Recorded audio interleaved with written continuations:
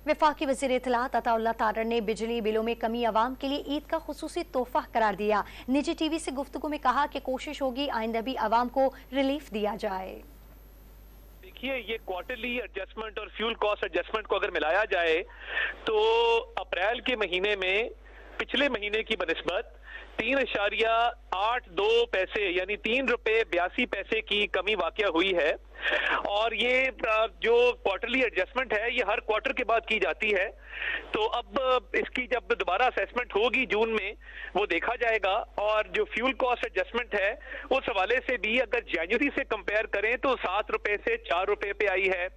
तो देखिए, एक तो जो क्वार्टरली एडजस्टमेंट है वो डॉलर के रेट की स्टेबिलिटी की वजह से, और मैं समझता हूं कि जो मुल्क को डिफॉल्ट से बचाया गया और वजीर आजम साहब की खसूसी काविश थी जिसके तहत मुल्क डिफॉल्ट से बचा। और उसके बाद आपने देखा कि एक्सचेंज रेट जो है वो कंसिस्टेंट रहा।